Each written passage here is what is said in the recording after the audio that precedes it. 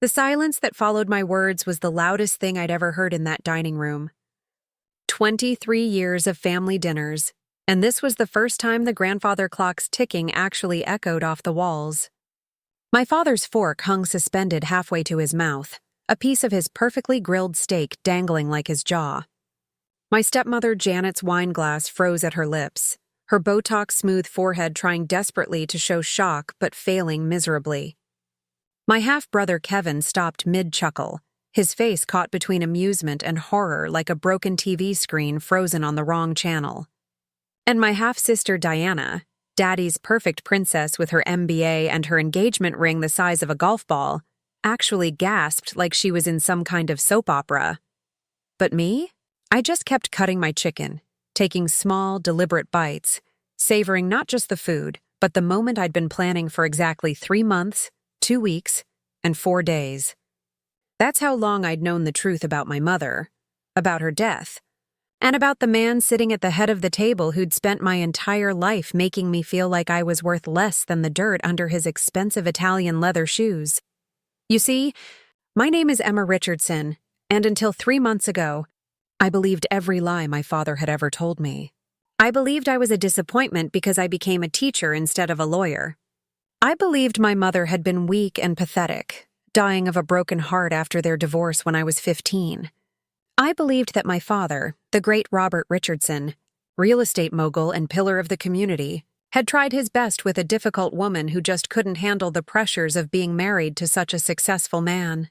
I believed all of it because when you hear something repeated enough times, especially from someone who's supposed to love and protect you, it becomes your truth even when every cell in your body is screaming that something isn't right.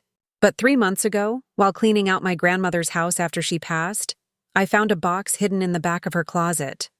It was labeled "For Emma when the time is right" in my mother's handwriting. Inside that box was everything my father never wanted me to know, and tonight, at this monthly family dinner that he insisted we all attend to maintain his image of the perfect family, I was finally ready to serve him a dish he'd never forget. The dinner had started the way it always did, with my father holding court at the head of the table in the dining room of his mansion, the one he bought with my mother's life insurance money, though he'd never admit it. The chandelier above us cost more than I made in a year as a high school English teacher, and he never missed an opportunity to remind me of that fact. Janet had prepared her usual elaborate spread, though we all knew the caterer had done most of the work.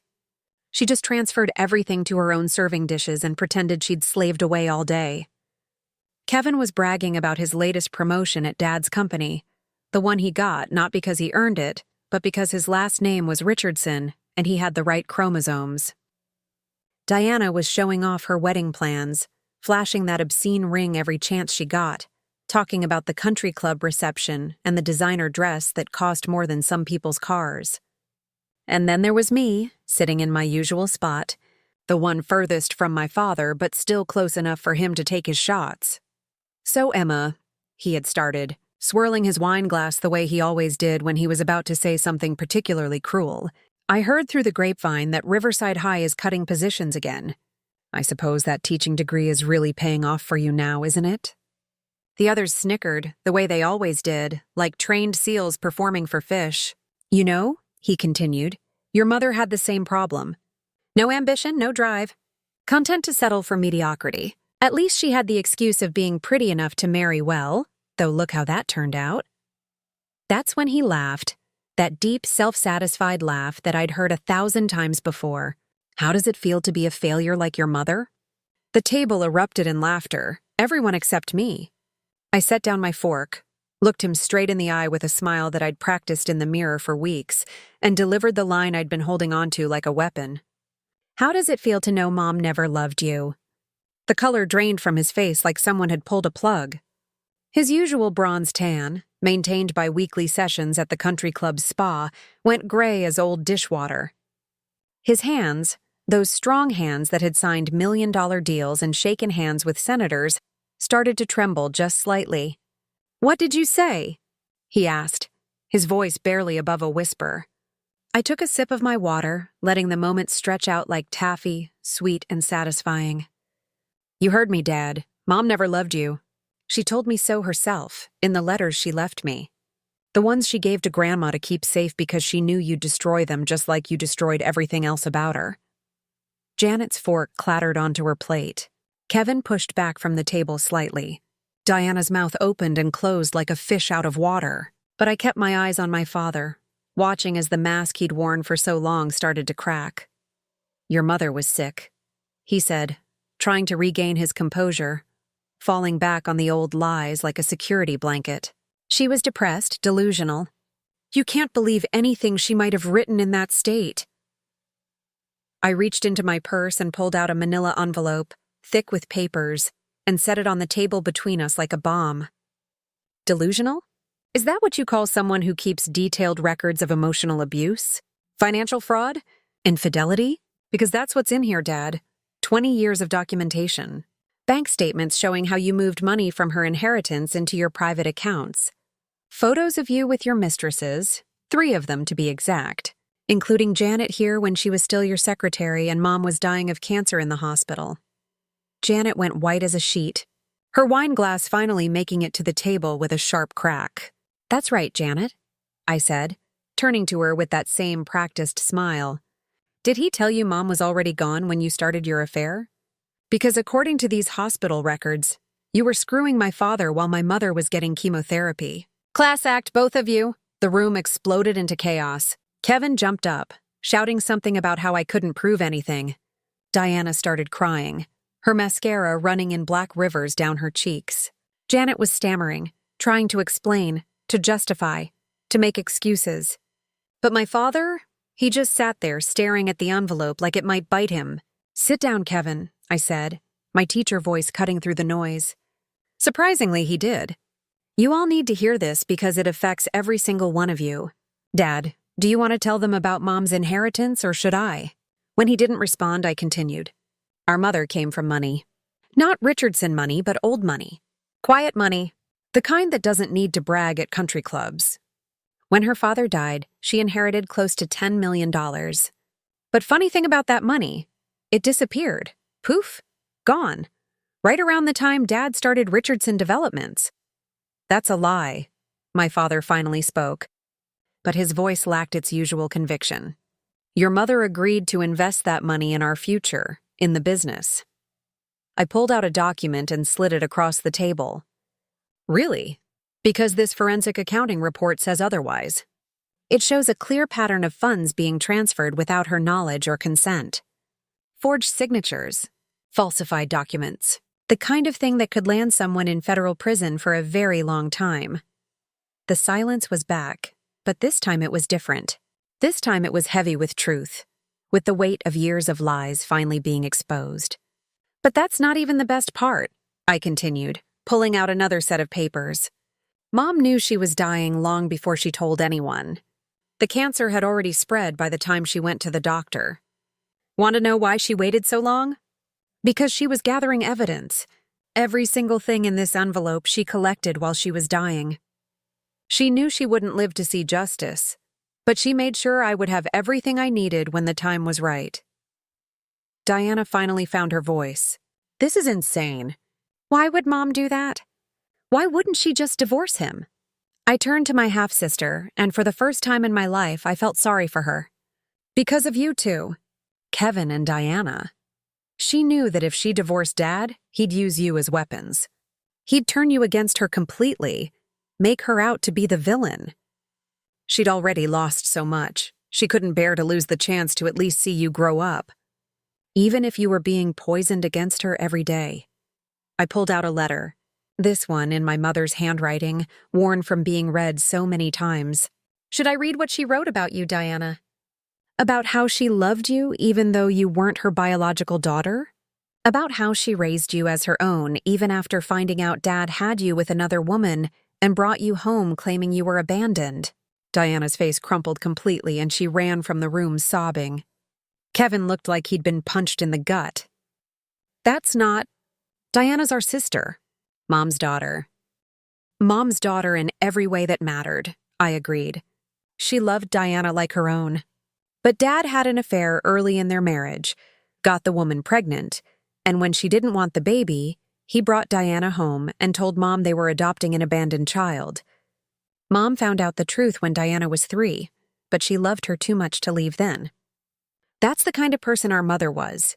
She stayed in hell for the sake of children, even one that wasn't hers. My father stood up slowly, his chair scraping against the floor. "You have no right," he said, his voice shaking with rage. "No right to come into my house and spread these lies." I stood too, matching his stance. "Your house? You mean the house you bought with Mom's money? The house built on fraud and lies? That house?" I pulled out my phone and showed him the screen. "I've already sent copies of everything to the district attorney's office. They're very interested in reopening some old cases, especially the ones involving the shell companies you used to hide Mom's money." The look on his face was something I'd never seen before. It was fear. Pure, unadulterated fear. Robert Richardson, the man who'd made a career out of intimidating others, was finally feeling what it was like to be powerless. "You don't understand," he said, his voice now pleading. "If you do this, you'll destroy everything. The company, the family name, your brother and sister's futures." I laughed then, and it wasn't a nice laugh. It was the laugh of someone who'd finally found their power after years of being powerless. "Kevin works for you, Dad. He's complicit in half of your current schemes. I have evidence of that, too. He's going to have to make a deal to avoid prison time. Diana's fiancé already knows everything. I sent him copies last week.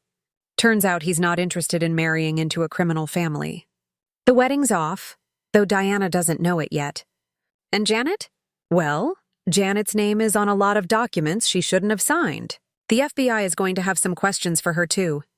Janet stood up, wobbling on her heels, reaching for my father's arm. "Robert, she's bluffing. She has to be bluffing." But my father knew I wasn't.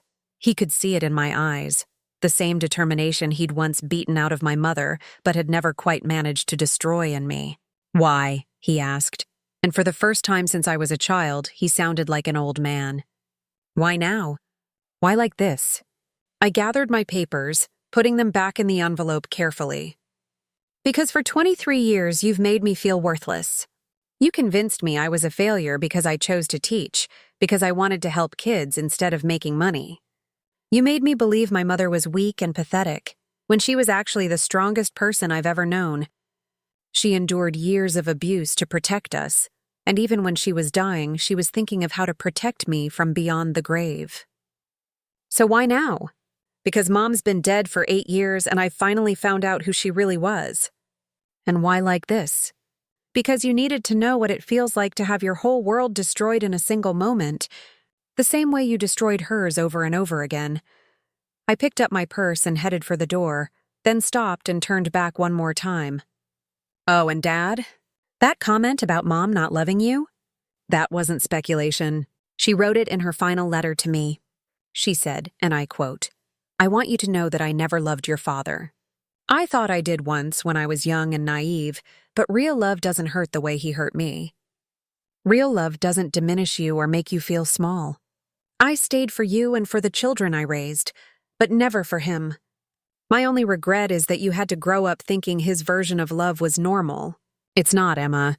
What he gives isn't love, it's possession. It's control. Don't ever let anyone make you feel the way he made me feel. You're stronger than that. You're stronger than me." The tears were running down my face now, but I didn't wipe them away. These weren't tears of sadness or weakness. They were tears of liberation. My father collapsed back into his chair, suddenly looking every one of his 68 years. Kevin was staring at the table like it held the secrets of the universe. Janet was frozen in place, calculating her options, probably trying to figure out how to minimize her own legal exposure. And somewhere upstairs, Diana was learning that her entire life had been built on a foundation of lies. But that wasn't my problem anymore. I'd carried the weight of this family's dysfunction for too long, tried too hard to earn the love of a man who wasn't capable of giving it. "The district attorney will be in touch," I said as I reached the doorway. "I'd suggest you all get lawyers. Good ones. Oh, and Dad? I'm not a failure. I've taught hundreds of kids to think for themselves, to question authority, to stand up for what's right. I've made a difference in their lives. What have you done besides steal, lie, and destroy? Who's the real failure here? I walked out of that house for the last time, leaving behind the toxic legacy of the Richardson family. As I got into my sensible Honda Civic, the car my father had mocked so many times, I felt lighter than I had in years. Tomorrow, the news would break.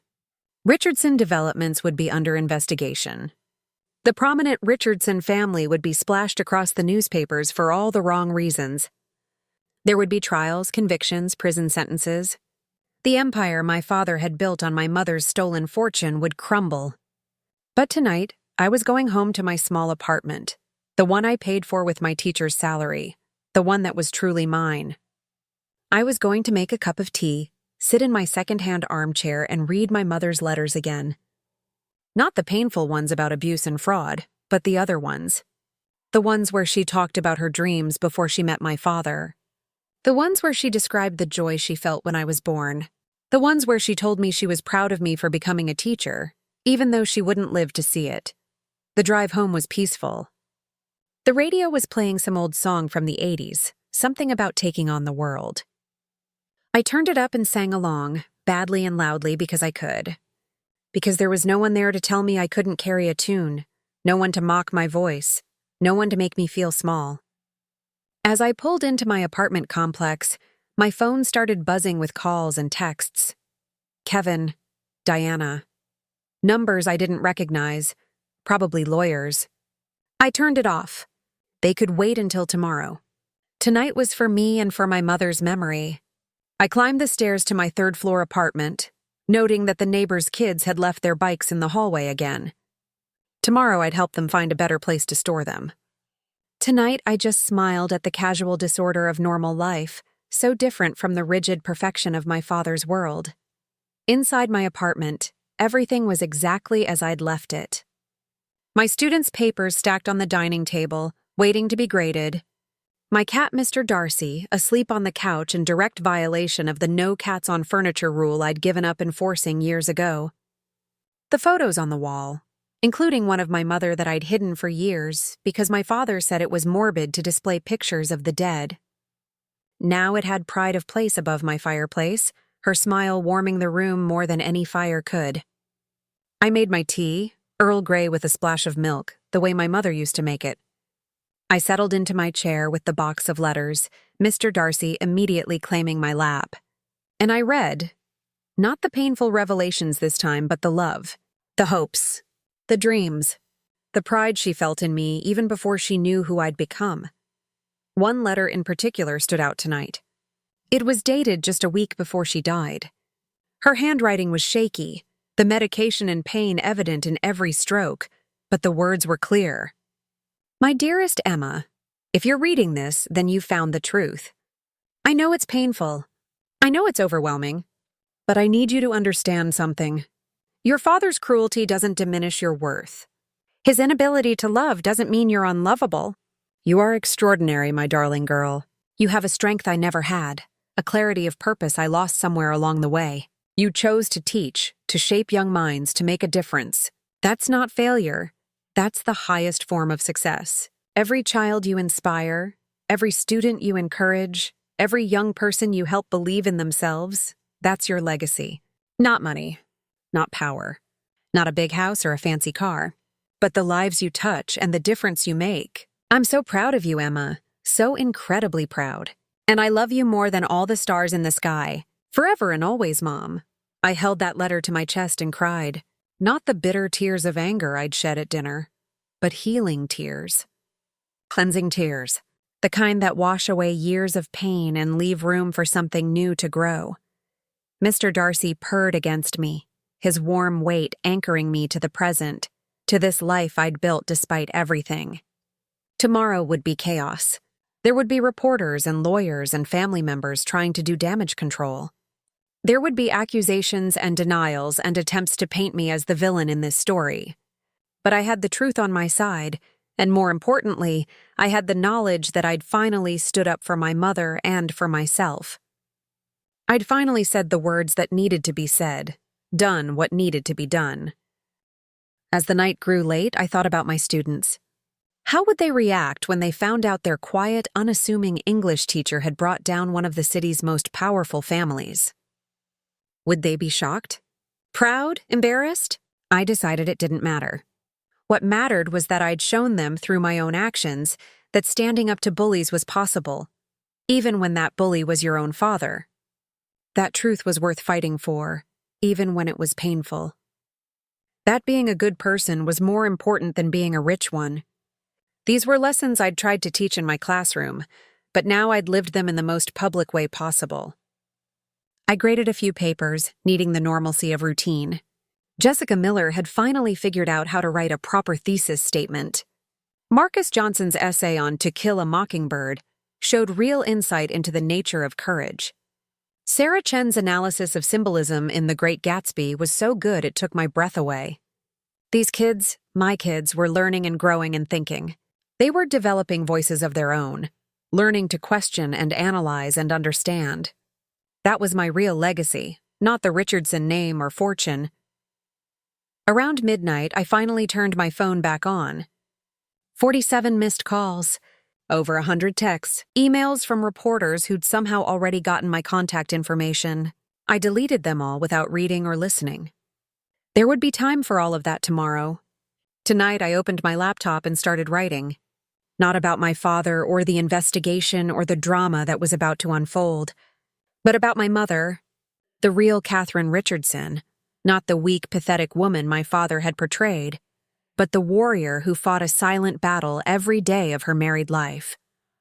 The woman who loved children who weren't biologically hers, who protected them even as she was dying, who gathered evidence with failing hands to ensure justice would eventually be served. I wrote about her dreams of being a writer before she met my father, her love of gardening, her secret donations to the local literacy program, her beautiful singing voice that my father had mocked into silence.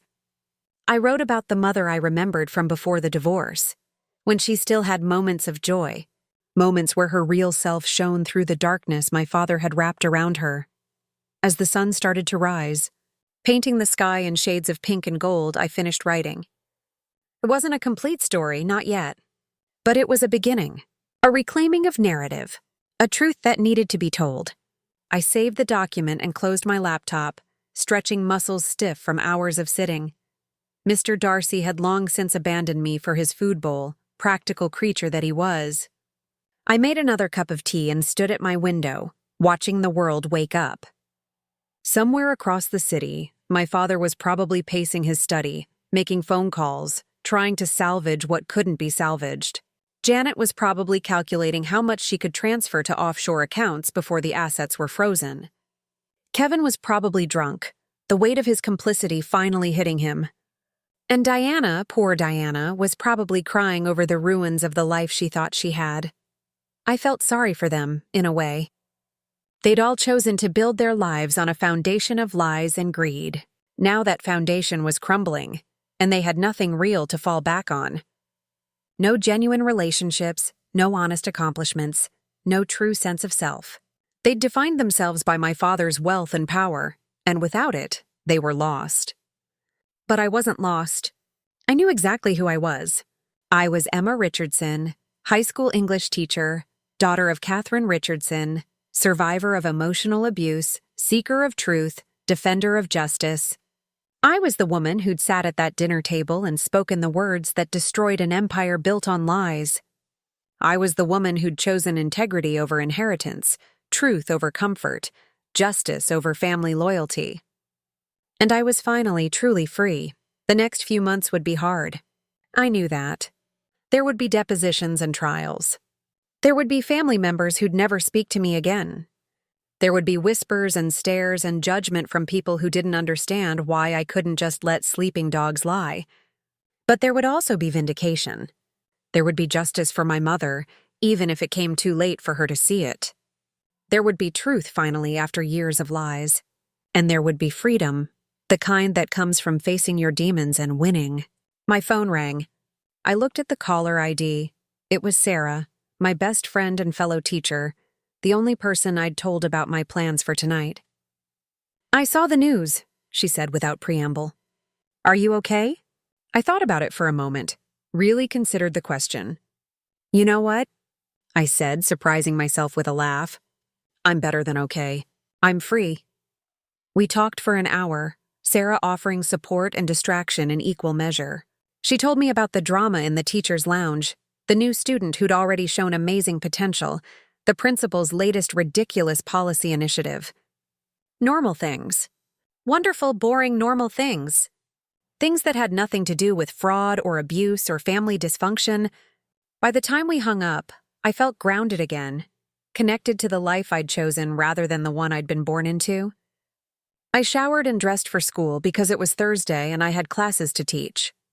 The news might be exploding with the Richardson scandal, but my students still needed to learn about metaphors and thesis statements and the power of words to change the world. As I drove to school, I thought about what I'd tell my students if they asked about the news. I'd tell them the truth, or at least as much of it as was appropriate. I'd tell them that sometimes doing the right thing means standing up to powerful people, even when those people are your own family. I'd tell them that truth has a power that no amount of money can match.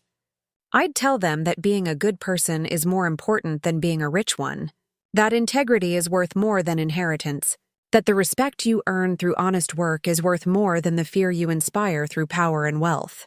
But mostly, I'd tell them to open their books and focus on today's lesson, because life goes on even after you've detonated a bomb in the middle of your family dinner. The school day passed in a blur of normalcy that felt like a gift.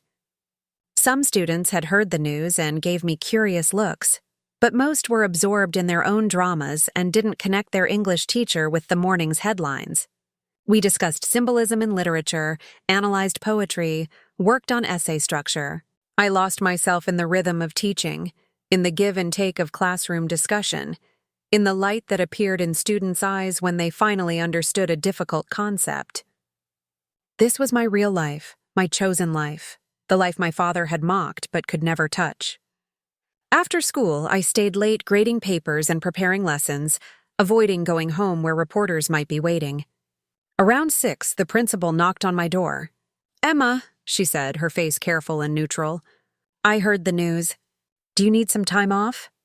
I thought about it, then shook my head. "No, I need to be here. This is where I belong." She nodded, understanding without my having to explain.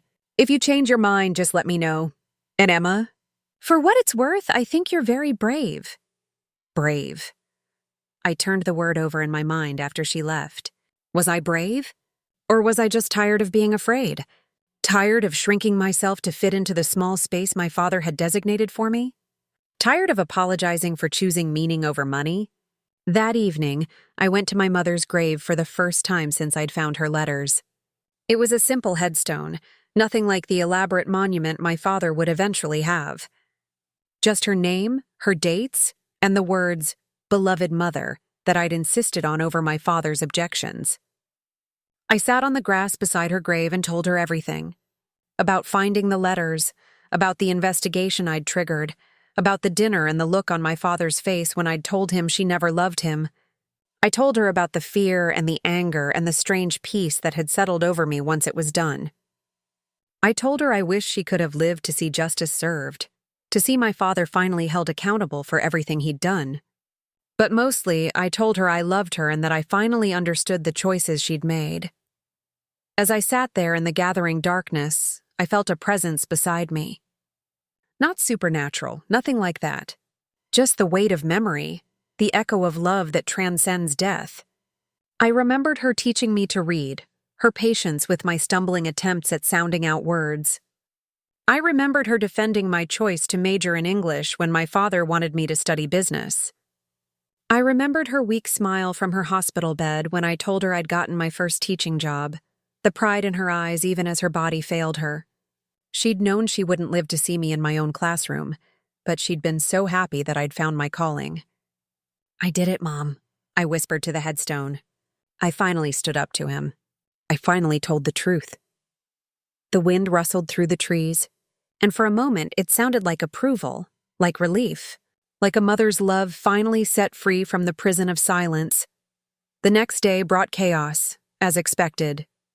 Reporters camped outside the school until the principal had security remove them. My father's lawyers sent threatening letters that my own lawyer, a friend of Sarah's who'd taken the case pro bono, cheerfully tore apart. The district attorney's office called to schedule my formal statement. Kevin sent a series of increasingly desperate texts that I ignored. Diana left a voicemail sobbing about how I'd ruined her life. Janet apparently fled to Brazil, which surprised no one. But in the middle of all this chaos, something beautiful happened. Students started coming to me, quietly, privately, to share their own stories of family dysfunction, of standing up to abuse, of finding their own voices despite attempts to silence them. They saw me not as their weak English teacher, but as someone who'd fought back and won. I became a different kind of role model, one who'd proven that David could indeed defeat Goliath if David had documentation and a good lawyer. One student in particular touched my heart. Marcus, a quiet boy who usually sat in the back and rarely participated, stayed after class one day. "Ms. Richardson," he said, his voice barely above a whisper. "My dad, he's like your dad. He tells me I'm worthless because I want to be an artist instead of joining his construction company. He says art is for losers, that I'll never amount to anything." I looked at this talented young man, whose drawings I'd seen in the margins of his notebooks were extraordinary, and I saw myself at his age. "Marcus," I said carefully, "your art is your voice. Don't let anyone silence it. Success isn't just about money or power. It's about being true to yourself, about creating something meaningful, about touching other people's lives with your work. Your father is wrong, and someday he'll either realize it or he won't. But that's his journey, not yours. Your journey is to become the artist you're meant to be." He nodded, tears in his eyes, and showed me his latest drawing. It was a phoenix rising from ashes, and it was magnificent. Weeks turned into months. The investigation into Richardson Developments uncovered more fraud than even I had imagined. My father had been stealing from investors, bribing officials, and laundering money for over 2 decades. The trial was a sensation, with my father maintaining his innocence even as witness after witness testified against him. Kevin took a plea deal and got probation in exchange for his testimony. Diana's fiancé did indeed break off their engagement, but surprisingly, she seemed relieved. She started therapy and slowly began to build an identity separate from being Robert Richardson's perfect daughter. She even reached out to me once, not to reconcile exactly, but to say she understood why I'd done what I'd done. It wasn't forgiveness, but it was a beginning. The trial lasted 3 weeks.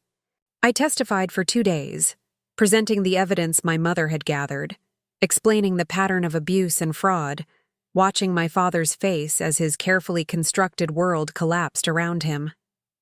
His defense attorney tried to paint me as a bitter daughter seeking revenge, but the evidence was too overwhelming. Bank records, forged documents, recorded conversations my mother had secretly made, photographs, medical records showing injuries she'd never reported.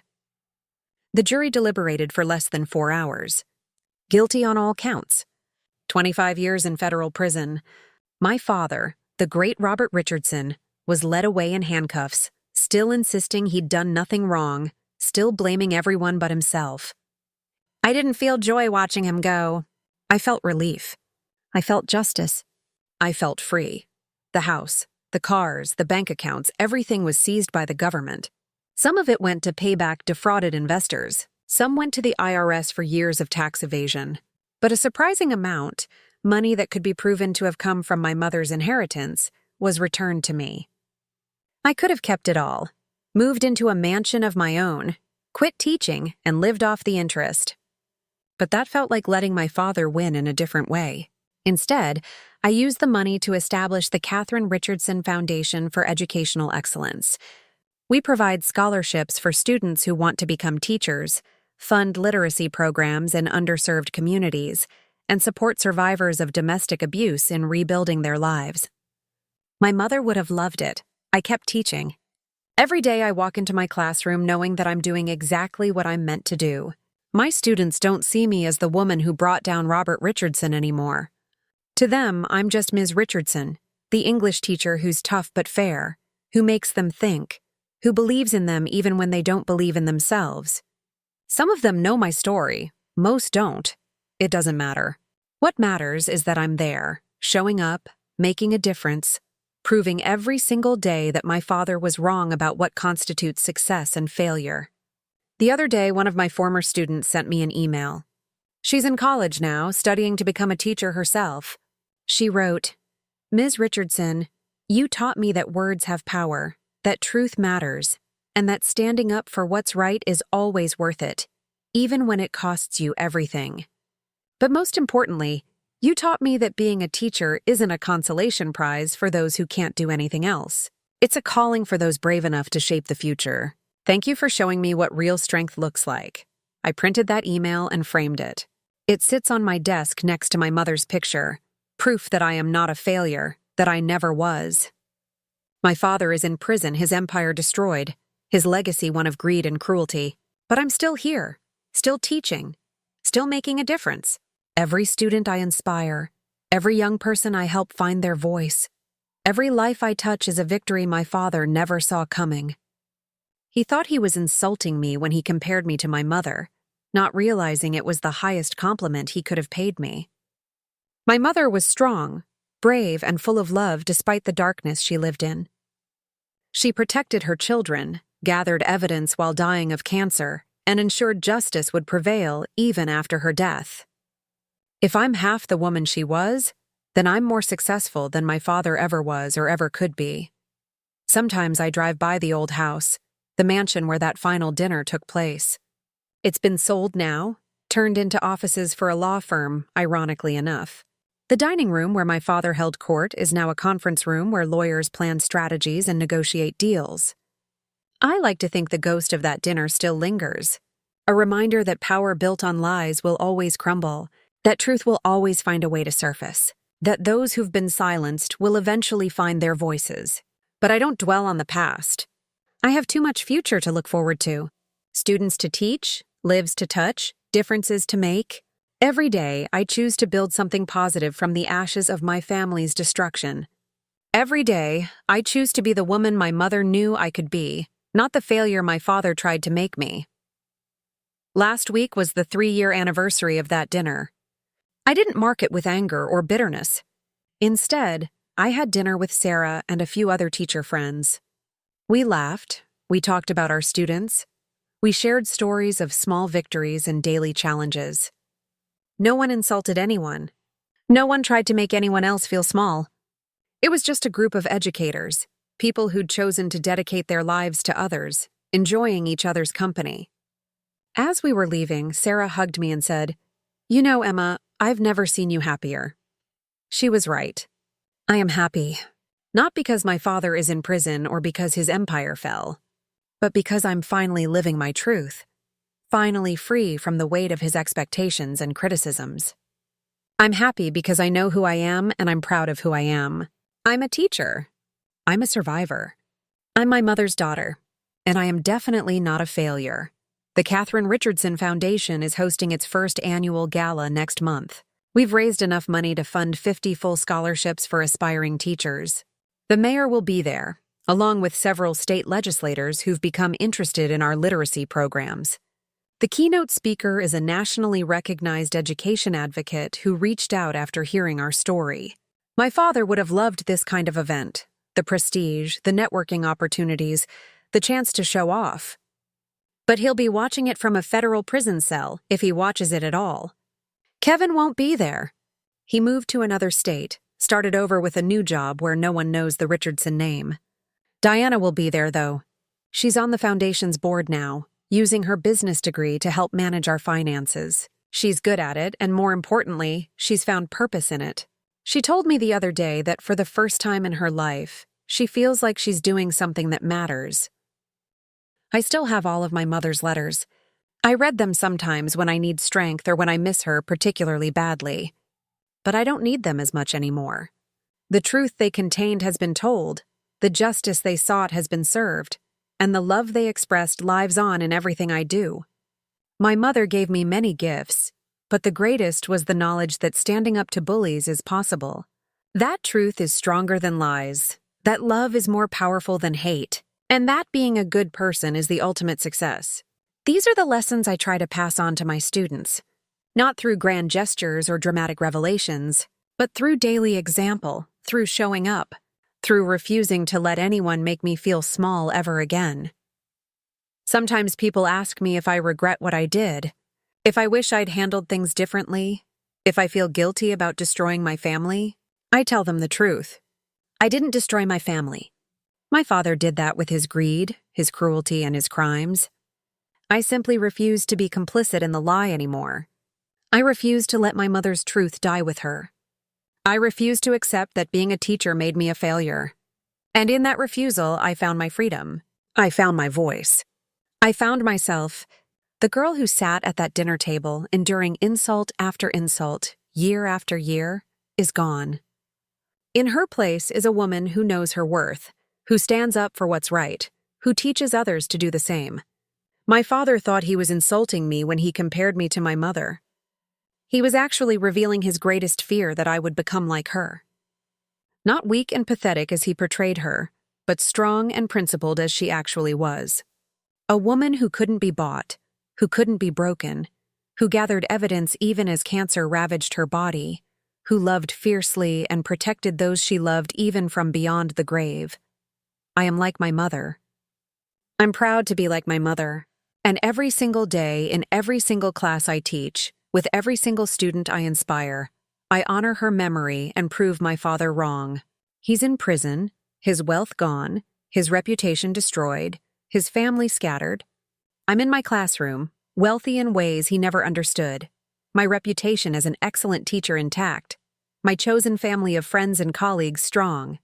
He thought success meant money and power and control. I know success means making a difference, touching lives, and standing up for truth. He thought I was a failure because I became a teacher. I know I'm a success precisely because I became a teacher, and that's a lesson no amount of his mockery can ever undo.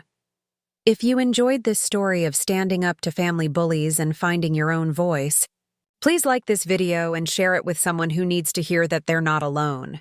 Drop a comment below telling me where you're watching from and whether you've ever had to stand up to toxic family members.